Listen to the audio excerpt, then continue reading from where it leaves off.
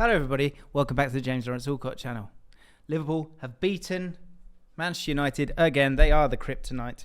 And we're going to dive into what the hell went wrong. Now, I've seen a lot of stuff online, okay? I was quite ill yesterday, so I couldn't do a video. I'm now doing a video for you. And I'm standing up for what's right. Get it? Standing up for what's right. Get it? I'm standing up. Lots to talk about. But I think it's been a bit over the top, some of it. I'm going to be honest. I think, look, Mohamed Salah has been absolutely stunning for Liverpool in this game. And I've got several rants in the locker here that I might need to use up in this video because he absolutely destroyed and dismantled Manchester United. But how bad were Manchester United and what are my thoughts on Erik Ten Hag? We're going to get into all of those immediately. First things first, in terms of the setup for Manchester United, I thought they were all right. I thought it wasn't that bad. And I think the thing that I found really, I'm going straight into rant mode. I think the thing that I wanted to see from Erik Ten Hag, once he gets given the job, is to see what he's trying to do. Now, has that failed in this game? I have a reason for that. But are we seeing what he wants to do?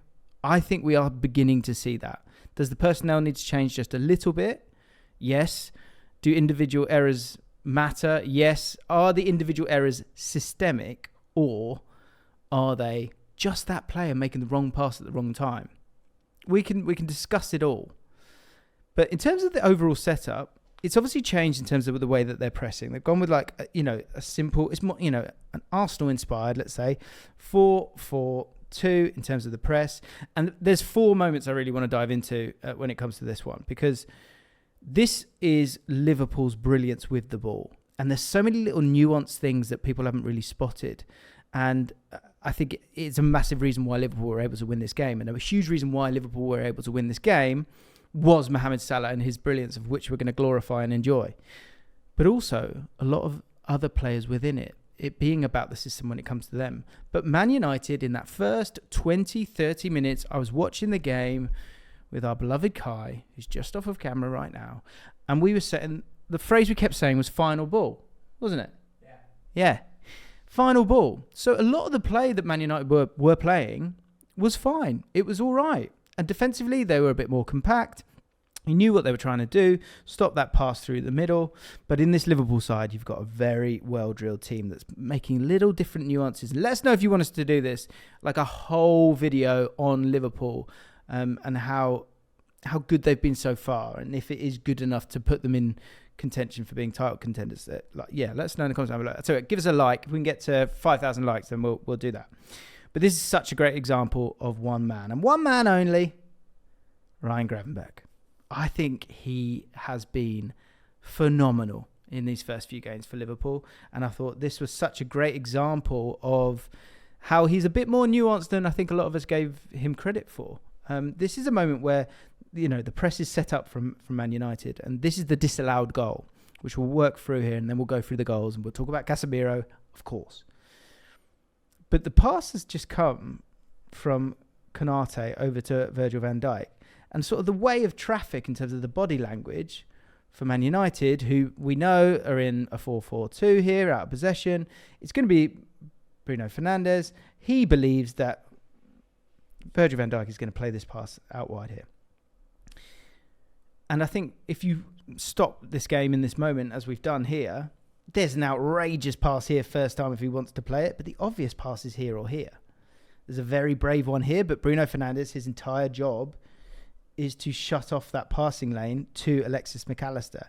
And I think the focus overall, in terms of getting through the thirds, Arne Slot spoke about it, was to get the ball to the players, Luis Diaz and Mohamed Salah, who are high and wide. And there was obviously risk with that, but there was a lot of reward to be available as well, which he also speaks about. But I think if you look at the touches that these players had, Alexis Mac Allister got the ball a lot more in build-up. And Gravenberch, who played, there's the deeper role in some of the earlier games. Alexis Mac Allister, he was dropping into this space here. And you can see him trying to do that. And so there's movement from him. But coming back to Gravenberch, what I really, really love is the fact that for Xerxes, he believes that he's got him covered. But as the ball makes its way across here, because everyone else thinks it's coming over this way, there's a sort of millisecond moment where Gravenberch can make just this slightly gentle run to the side to be available. This is absolutely something that they worked on in the lead up to this game, I think, because I think Arne knew that he was going to set up like this out of possession. And so Van Dijk very quickly cuts back onto that right foot and drills this pass through that gap.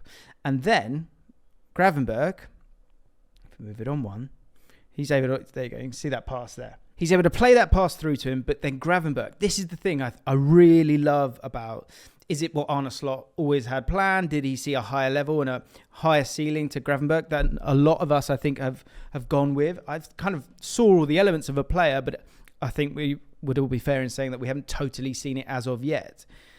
But this is the best version of Gravenberch in terms of the ability to get the ball, open up your body, and it's about that I can never say this, first thought. Because centre midfielders generally, when they get the ball, they want to take a touch, get it out of their feet, play a pass. That's what centre midfielders want to do. What you've got here in someone like Gravenberch, against teams that may press, if they stay really compact, they're going to be higher up, right? And if they're higher up, then this ball over the top to Salah or to Luis Diaz is going to be available. But if you do what Man United did, which I haven't got a huge problem with, but it shows that there's any way to break down a team, when they are that little bit deeper, he is so important because you've got a player that can take out, that's comfortable enough to get on the ball in that difficult line. If you remember that pass, it zipped into him, and then he opens his body, and his first thought is open up your body and drive. So few centre midfielders play that way. And so as much as I thought Zubimendi would be brilliant, and he would, to have a player like Gravenberch hopefully developing into this kind of player who can get on the ball and drive at times and take players out of the game, honestly, it's something that centre midfielders hate. And when you talk about the weaknesses of this Man United team, there was that desire there, but that just millisecond of switching off, and understandably switching off, led to Kobbie Mainoo getting absolutely done here. And that is one thing I will say about Kobbie Mainoo, as gorgeous as a footballer he is. Out of possession, there are moments when he could just be that little bit tighter, a little bit more tenacious in what he does, but he's just so composed, isn't he? So I think sometimes it's difficult to have both parts at play. But Gravenberch obviously gets it, drives, and then he's driving in to just a horrible area where not only have you got two centre-backs who don't really want to come out. They want protection. Every centre-back does. And if this was Harry Maguire, people might be screaming at him, but it's the same for these guys. Any defender, if they've got that person driving at them, it then makes life so difficult for them. And this obviously leads to him driving all the way to the 18-yard box. Luis Diaz, as Arne Slot said, width, and retain that width, and Trent on this occasion is able to get involved as well, and you've now got 1, 2, 3, 4, 5 players in the box, utilising the width of the box as well, making it really difficult for this back line of Manchester United. And it leads to Diaz moving it along, getting that cross, and you've got someone like Trent just chilling at the back post trying to score a goal. And obviously it wasn't a goal, it was offside, but that's a great example of the little nuances that, if we go all the way back to the start here, I think when we think of Virgil van Dijk, we think of him playing those long passes to Salah, or he maybe moves it on to Robertson and we do it that way, or maybe he wants to play that switch over to Trent. These little nuanced passes, I think, are really interesting for Liverpool, and a way that they were able to get through a team that was actually trying to play quite centrally. Right, it's time. Let's talk about Casemiro, because it didn't go well. It did not go well for him. Now, is he finished? There's a lot of people being very angry at him. I don't like doing that, but I've got to be honest. It was a game where, and I've had it, and I know a lot of people have probably had it, where you are just in utter quicksand. And so again, in terms of Erik Ten Hag cannot be successful here, or Man United are awful forevermore. I'm not really buying that. I actually thought this game was a lot tighter, and I think if Man United played some smarter passes, and this is a great example of it all, isn't it, with the first goal, then I'm okay with it. And again, am I starting to see the structure with Man United? I think I am starting to see the structure. And this goal is a good example of it. But it shows where it falls down. It falls down when you cannot trust your six or whoever has the ball at the base. And it's also about understanding where each other are on the pitch, and it's about utilising them quickly and correctly. Because he has so many options here. Take a touch. Option number 1. You can pass the ball to who you actually were trying to pass to. Delo, I think. You could pass the ball to Rashford. Again, I would take a touch before doing that. But again, you're an elite footballer who's won multiple Champions Leagues, so you could do that. Xerxes actually just dropped the ball off, and he's taken Konate with him. So there's a lovely bit of space here in this channel of which you could have played it. That would have been a correct first-time ball, and maybe was actually the pass that he was trying to make. But again, if you can take a touch at the right time, and again, it's about understanding what's around you. Because, for example, here, he's not surrounded in this moment. He's not. So he can take that touch, a touch of which I think for the second goal, he actually goes, okay, come on, take a touch. And then he gets snapped up again. But then, of course, there's also another pass here to Mazraoui. But where it falls down is if you do lose it here, you take out 1, 2, 3, 4, 5, 6. Garnacho's not even in shot. And you are in massive trouble. Massive, massive trouble. So he plays it like a horror show of a pass. And let's be honest, I think his pass completion was 70-odd%. Is that right, guy? 73%? 74%. I mean, that's not good enough. But obviously, again, this is Liverpool. Oh, something special when they play against Man United. They have such a tenacity about them. And you've got to applaud Arne Slot for not ripping that up. That's a great characteristic of this team. And Casemiro here plays a horrible pass. But obviously, they're on their way. And I think one person that people haven't spoken about at all, or two players actually, massively underrated in this game, are these two. Jota and Szoboszlai. Szoboszlai's work rate in this game is absolutely phenomenal.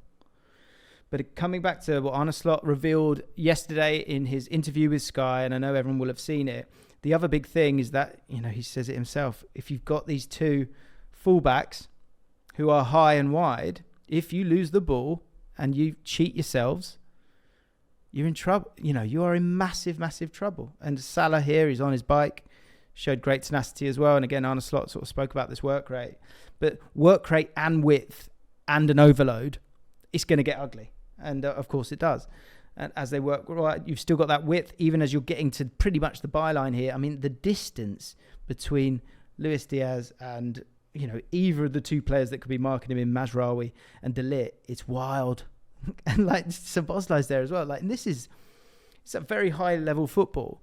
But every goal, if you watch every goal back, there's more than one mistake. And this is one of the few very, very, very, very clear examples of the opposite, I'll be honest. Because if Casemiro doesn't give that ball away, this goal doesn't happen. But in elite sport, in the top games, you cannot do that. And that's not on Ten Hag for me. It just isn't. It just really isn't. The strategy, if Rodri's playing in that position, and obviously Rodri is a great example because, he's going to make any team look better. I hear that. And I get the shouting in the comments if you want to do that.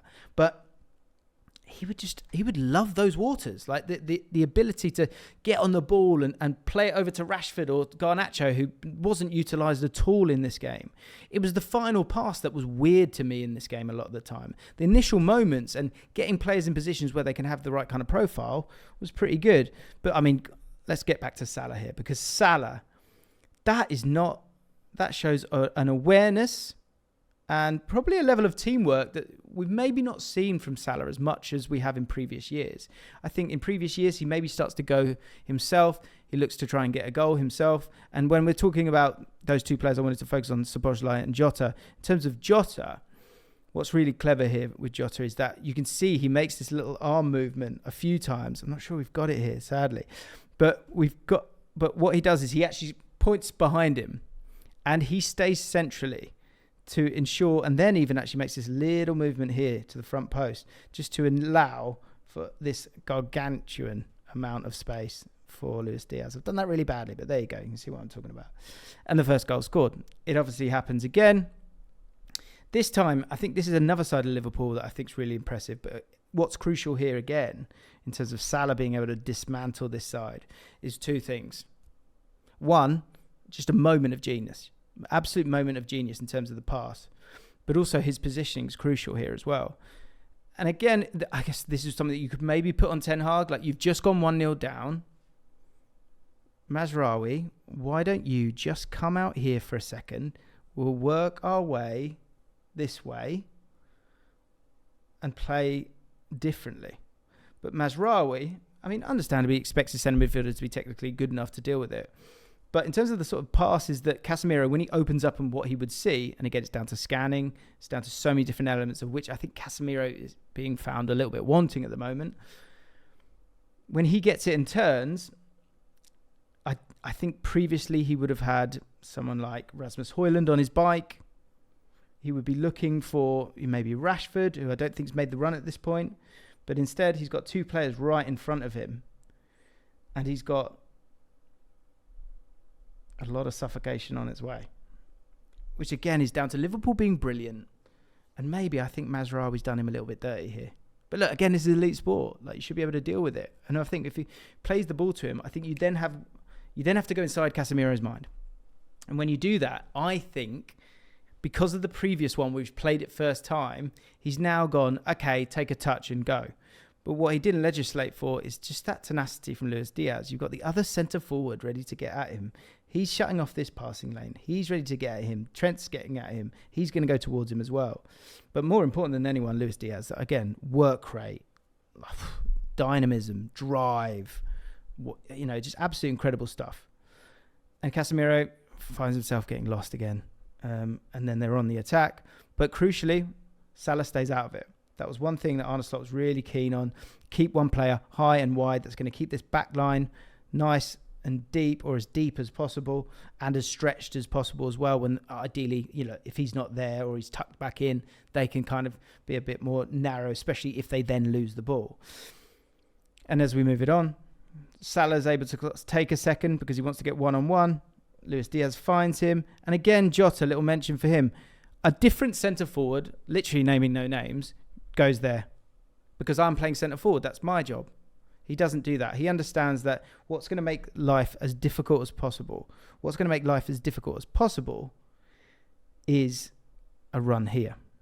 And he does that. And so the pass to Salah, and it's just this front three really working well together. But it's, the job's not done there. You've still got a back four, and you've still got another line in front of that. And they should have been okay. But Salah decided to finish them off. It's an unbelievable pass from Salah. Like, there's no room. There's no space there.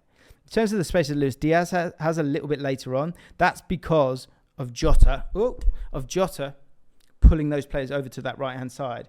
But in that moment, that sort of catching them out and getting the ball through, that is utterly on Salah. The goal and the finish is fantastic, but the kind of pass and the weight of the pass kind of makes the decision for Luis Diaz that he's going to have to maybe do it first time. Although that said, maybe I'm being a little bit unfair there. But the pass from Salah is absolutely brilliant, and there's a new creativity to him that I think he's really, really enjoying. And I think it's down to the fact of, like, the tempo of this team was so high that now I think with that little bit more control, a little bit more time and build up, it's when you do go, you can make those smart moves quickly in one movement. And that is making Liverpool pretty dangerous. As I said, I think it's a dangerous time for Man United, because a lot of talk about Carragher saying that they bottled sacking him. And I'm okay with him saying that. I think they probably did, right? Because they couldn't find someone else. The point is, for everyone involved in wanting Man United to be better, and just generally I'm at a point of fairness maybe, is the fact that you've given him the job now. So you had like this idea of like sacking him after 3 games, utterly pointless. Especially now, okay, look, you've come up against a Liverpool team that are just your bogey team, right? And in terms of style of play, you haven't got to a level to get through them. But there's definitely signs of moving forwards in terms of players in the right areas, the inverted fullbacks offering some nice stuff. Delo did that in particular, I thought. Great. He was the starting point in terms of coming inverted, playing the ball out to Fernandes, then plays the ball to Mazraoui, gets that shot through the legs.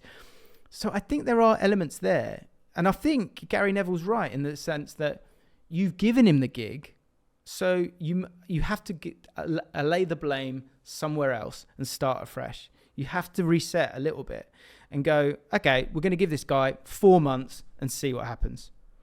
That said, the 3rd goal, pretty brutal as well. And what it does show, in my opinion, is that it's not just Casemiro who's going to kind of be at fault at times. I think these goals might happen until they find a better way of doing it, or sort of having that interchangeable outlook. And that would be the question when it comes to Ten Hag. Is it this and only this? Or is it one where, look at their record against... Look at their record against Man City and then against Liverpool. Against Man City, they get results because they know you're going to have the ball, we're going to stay here, and we're going to try our best. I think against Liverpool, not hubris, but I think there's a feeling in my mind that I think we can have a go at them as well. And actually, I think if they'd been just a little bit more careful and a little bit safer, the Casemiro chance doesn't happen. The Casemiro ball that he gives away on both occasions doesn't happen because, one, he either really plays that ball to Rashford or he takes a touch and plays that ball over to Garnacho. For the second one, he doesn't take 2-3 touches. He knows he's going to play that and they're going to be a bit more transition-based. And those things don't happen. So it's the nuances. But when it's the 3rd game of the season, I think Ten Hag wants to see how capable this team could be under duress, under the squish of a proper press. And I really mean that because it's very different to Bruno Fernandes and Xerxes where they're just going. These players are coming back, and working so hard. And this last goal is a great example of it as well, where Kobbie Mainoo is given the ball. Can his body position be a little bit better? I think it can. I think if you know that you're picking up the ball here and you've got no other player anywhere near you, I think you've got to be side on. You've got to be side on, you've got to bounce it back. I think, or you've got to bounce it, over to your centre-back. You've got to be ready for that. Because I think surely by this point, and in the lead-up to this game, you have to have an understanding that he's going to be up your arse, he's going to be on his way, he's going to be looking at the passing lane. So you need to know what you're going to do before you get it if you're going to play in that position. And Kobbie Mainoo, no one's really spoken about him making a mistake. Everyone's gone after Casemiro, and I get it because he's at the end of his career. He's at the start, and Kobbie Mainoo has been wonderful for them, and he's a Manchester lad. I get it. But in that idea for fairness, whoever is in this position has to be better for Man United. Because especially in games against Liverpool, because they are absolutely bloody devastating. They go and win the ball. All of a sudden, it's 4v2. And again, if we can go to the Salah finish, again, just clever. He's a clever boy. Wrong one. Most people would think that he'd go over here. No, he's going here, lads. He's going here. And Onana thought exactly the same. And so, fantastic first-time finish. And the pressing structure was the difference. I thought the midfield 2 were the difference for Liverpool. But also that front 3 in terms of the clinical nature of the finishing was very, very impressive. Man United had around the same big chances as Liverpool. Liverpool took them. And essentially, Salah created them and then took them. And that is why Salah dismantled Liverpool. Do you want that video on Liverpool? Let me know in the comments down below. We've also got a video on, I guess, the solution for Man United in terms of Ugarte. But that one's complicated as well. If you want to go and check that one out, click right here.